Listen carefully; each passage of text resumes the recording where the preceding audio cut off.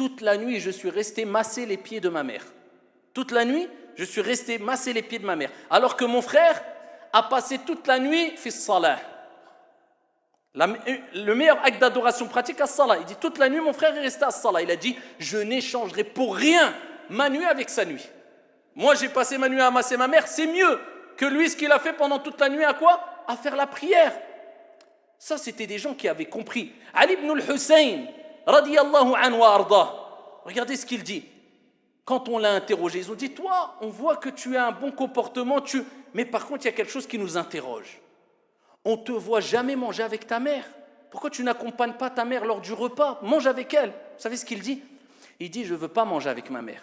Parce que j'ai peur qu'en mangeant avec elle, je prenne une part de la nourriture dont elle voulait prendre sans que je le sache, et par cela, je tombe dans l'ingratitude ou le mauvais comportement envers les parents. Alhamdulillah. Avons-nous pris conscience de l'importance des parents? Agissons-nous comme il se doit envers nos parents? Combien de gens pensent agir bien envers leurs parents alors qu'ils ne savent même pas qu'ils ont presque atteint le summum de l'ingratitude? Wal'iyadhu billah. Avons-nous compris que l'obéissance à notre Seigneur passe aussi par l'obéissance envers nos parents, et que la colère de Dieu est dans la colère des parents, et la satisfaction d'Allah subhanahu wa ta'ala, notre Seigneur, est dans la satisfaction de nos parents, comme l'a dit le prophète alayhi salatu wassalam. Avons-nous pris conscience que le manque de respect que nous avons envers nos parents, on va le payer un jour ou un autre? Et tout cela est détaillé dans les textes que nous allons voir tout de suite, bi'idhnillahi tabaraka wa ta'ala. Allahu Rabbuna huwal ilahu, lahu minal asma'i mastafahu, al-wahidul hayyu kadhal maliku, والملك المالك لا شريك. أيها المصلون, il faut savoir que Dieu dit dans le Coran, et il s'adresse à l'ensemble des gens, en nous rappelant le pourquoi de la création des créatures. At-Tawhid, l'unicité d'Allah. وَقَضَى رَبُّكَ أَلَّا تَعْبُدُوا إِلَّا إِيَّهُ وَبِالْوَالِدَيْنِ إِحْسَانًا. Ton Seigneur a décrété que tu ne dois adorer que lui, un Seigneur, un Dieu unique, nul associé. Il rappelle le droit le plus important qu'a notre Seigneur sur ses serviteurs. Et tout de suite après, il lie, et il a lié les deux choses pour nous rappeler l'importance de la deuxième chose avec ce qu'il y a de plus important pour nous croyants musulmans et musulmanes, at-tawhid, l'unicité d'Allah, wa bil walidayni ihsana. Et il t'a ordonné aussi, ton Seigneur tabaraka wa ta'ala, d'agir avec le meilleur des comportements, les meilleures des moralités, le plus grand des respects envers tes pères et mères. Wa bil walidayni ihsana. Mais pourquoi Allah a lié le droit de Dieu le plus important avec le droit des parents? Pour te rappeler que, comme a dit le prophète alayhi salatu wassalam fi sahih, la satisfaction de Dieu est dans la satisfaction des parents, et la colère de Dieu est dans la colère des parents. Si tu crois adorer Allah comme il se doit, alors que tu manques de respect à tes parents, eh bien tu te trompes complètement, ya Abdallah. Car si tu veux parfaire l'adoration, compléter ce pourquoi Dieu t'a créé, وَمَا خَلَقْتُ الْجِنَّ وَالْإِنسَ إِلَّا لِيَعْبُدُونَ. Dieu nous rappelle qu'il nous a créé pour l'adorer. Si tu veux compléter l'adoration, eh bien tu dois compléter ton bon comportement envers ton père et ta mère. Voilà pourquoi Ibn Asim, bisanadin Hassan, il est rapporté d'après Ibn Asim avec une bonne chaîne de transmission que le prophète sallallahu alayhi wa sallam a dit, et écoutez bien, et je ne dirais pas simplement ouvrez grand vos oreilles, mais ouvrez grand votre esprit et votre cœur surtout. Il dit alayhi salatu wa sallam, 3 personnes, Allah subhanahu wa ta'ala n'acceptera d'eux ni acte, écoutez bien, ni acte obligatoire, ni acte surérogatoire. Certaines personnes passent leur journée à prier, à donner des zakat, hada halal, hada haram, hada bid'a, et tu vois sa relation avec son père ou sa mère, hadith wa la haraj. Yaqulu alayhi salatu wa salam, 3 personnes, Allah n'acceptera d'eux ni acte obligatoire et ni acte surérogatoire. Et quand il a parlé de ces 3 personnes, il a commencé par celui qui ne se comporte pas bien avec ses parents, celui qui est ingrat envers ses parents, celui qui hausse le ton envers ses parents, celui qui insulte ses parents, celui qui tourne son dos à ses parents, celui qui n'obéit pas à ses parents, celui qui hausse la voix sur ses parents, l'ingrat. Le prophète, il parle de lui. Allah n'acceptera de lui ni acte obligatoire, ni surérogatoire. Wa bil walidayni ihsana. Allah, il a utilisé le terme ihsan, l'excellence avec tes parents. Dans le Coran, il dit, avec ton père et ta mère, tu dois atteindre l'excellence. Ensuite, le prophète, il parle de al-mannan. C'est celui qui, quand il fait du bien, il le répète aux gens, et alors qu'il n'a aucune raison de le faire. Et il dit celui qui dément le destin. Et il commence par quoi dans ce hadith? Celui qui manque de respect à ses parents, ayyuhal akhyar. Et Allah tabaraka wa ta'ala, il dit dans le Coran, après qu'il nous ait ordonné d'agir avec l'excellence, le meilleur des comportements avec son père et sa mère, إما يبلغن عندك الكبر أحدهما أو كلاهما فلا تقل لهما أف. Il dit si un, deux, ou les deux, ou bien les deux, un, deux, ou les deux. إما يبلغن عند من؟ عندك. Atteindre la vieillesse chez toi.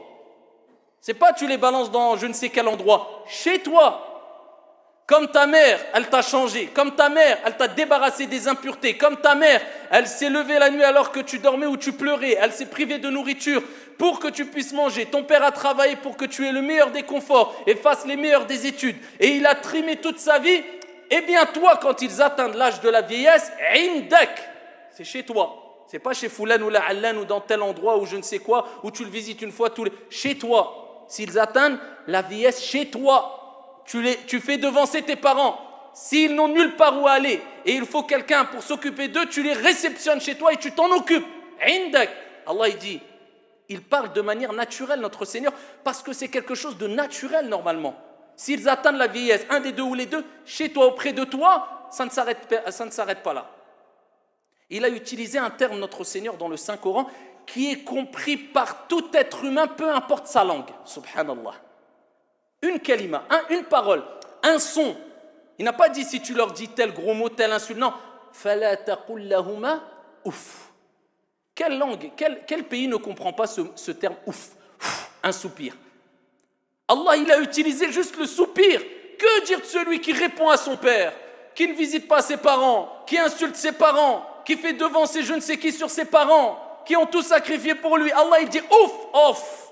Ça fait partie des plus grands péchés en islam. فَلَا تَقُلْ لَهُمَا أُفْ وَلَا تَنْهَرْهُمَا. Ne les brusque même pas. Et dis-leur, prononce des paroles. وَقُلْ لَهُمَا قَوْلًا كَرِيمًا.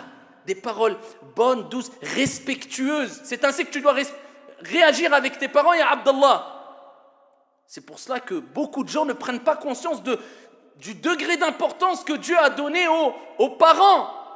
Et c'est pour ça que le prophète sallallahu alayhi wa sallam fait sahih et muslim, il dit rarima anfu. C'est-à-dire c'est une expression qui disait à l'époque, c'était pour dire que la personne est humiliée. Elle a atteint un degré d'humiliation qu'Allah l'humilie, que Dieu l'humilie. Le prophète a répété 3 fois, ils ont dit qui est au messager de Dieu? Man ya Rasulallah? Le prophète alayhi salatu wa sallam dit celui qui a auprès de lui ses parents âgés et avec cela il ne rentre pas au paradis. Pour rappeler, si tes parents sont âgés et sont près de toi, c'est très facile pour toi de rentrer au paradis. Car ton père et ta mère sont ton paradis. Et c'est pour ça, fi sahih, le prophète alayhi salatu wa sallam a dit le paradis est sous les pieds des parents. Et dans un autre hadith, est sous les pieds de la mère. Et le prophète, quand il parle des parents pour te rappeler que c'est ton paradis, eh bien il dit alayhi salatu wa sallam, le père al-ab, c'est al-bab, la porte du milieu des portes du paradis. Prends-en soin si tu veux ou délaisse-la. Pour te dire, tu veux rentrer au paradis, prends soin de ton père. Tu veux pas rentrer au paradis, délaisse.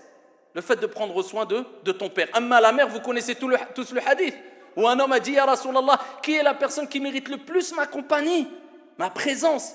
C'est pas ton sahab, ton copain, ton ami, Qui est la personne qui mérite le plus que je sois à côté d'elle? Le prophète, il dit, Ummuk, ta mère. Il dit, Thumma man. Ensuite, c'est qui? Il répète, le prophète, Ummuk, ta mère. Il dit, Thumma man. Ensuite, qui? Il dit, Ummuk, ta mère. Il dit, Thumma man. 3 fois la mère. Il dit ensuite qui? Il dit, Thumma abouk. Il dit ensuite c'est ton père. Le prophète, regardez l'importance qu'il a donnée aux parents pour te dire, ton paradis, c'est tes parents. Tu veux délaisser le paradis, délaisse tes parents. Tu veux délaisser tes parents, délaisse le paradis. C'est comme ça que ça se passe. Et quand on regarde comment réagissaient ceux qui ont compris la religion mieux que nous, ceux qui ont été les élèves du prophète Mohammed alayhi salatu wassalam, et des compagnons radiyallahu anhum wa ardahum, ceux qui ont vécu dans ces générations proches de la génération du prophète alayhi salatu wassalam, un grand nombre d'entre eux nous ont donné des leçons concernant le bon comportement vis-à-vis des parents qui nous laissent bouche ouverte. Parmi eux, Ibn Sirin, rahimahullah, ce grand ascète, ce grand savant, eh bien un jour il parlait avec sa mère et des gens sont passés devant lui. C'était une personne réputée pour sa science, pour sa piété, pour son ascétisme. Ils ont dit, ah, Ibn Sirin, il est malade. Qu'est-ce qu'il a? Les autres lui ont répondu à la personne qui a posé la question, qui s'est interrogée. Il a dit, non, c'est quand il parle avec sa mère, il parle comme ça. Il pensait qu'il était malade. Vous savez pourquoi? Ibn Sirin, à chaque fois qu'il parlait avec sa mère, il chuchotait. Salam alaikum. Par crainte de parler un peu trop fort et de rentrer dans le mauvais comportement, l'ingratitude envers leurs parents. Ça, c'était qui? Ça, c'était les hommes qui ont compris cette religion, ayyuhal akhyar. C'était les femmes qui ont compris cette religion et l'importance des parents. Parmi eux, Ibn al-Munkadir, rahimahullah ta'ala, il dit, toute la nuit, je suis resté masser les pieds de ma mère. Toute la nuit, je suis resté masser les pieds de ma mère. Alors que mon frère a passé toute la nuit fi salah. Le meilleur acte d'adoration pratique à salah. Il dit, toute la nuit, mon frère est resté à salah. Il a dit, je n'échangerai pour rien ma nuit avec sa nuit. Moi, j'ai passé ma nuit à amasser ma mère, c'est mieux que lui, ce qu'il a fait pendant toute la nuit, à quoi? À faire la prière. Ça, c'était des gens qui avaient compris. Ali ibn al-Hussein, radiyallahu anhu wa ardah, regardez ce qu'il dit.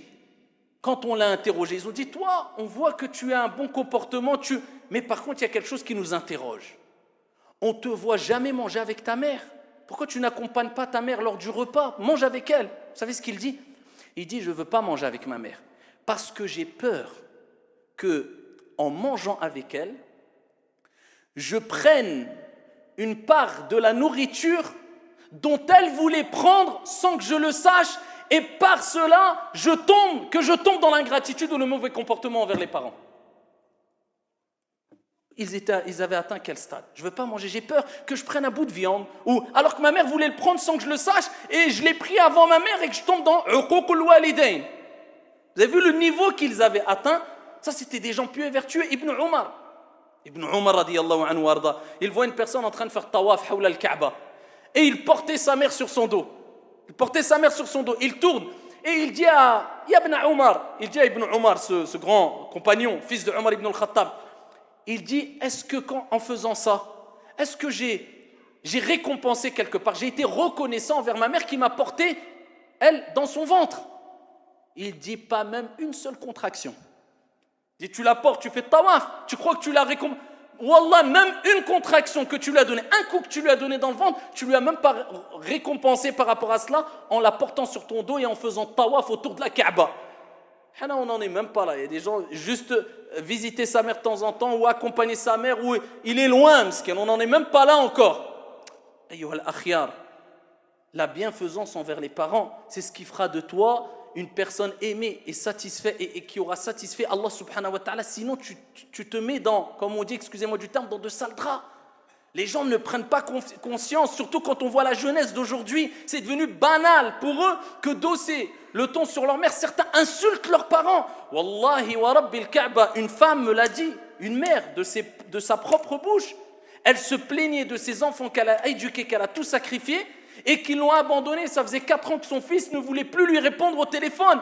Peu importe la raison dans les détails, ou elle m'a donné sa version, je n'ai pas entendu la version de l'enfant, mais arrivé à ce stade-là, 4 ans, la mère essaye d'appeler son fils et son fils ne veut plus lui répondre. Et quand il a répondu, son fils, à sa mère, il a dit « Wallahi, j'attends juste le jour où on va m'annoncer ta mort. » Ça, c'est des gens qui vivent avec nous en France.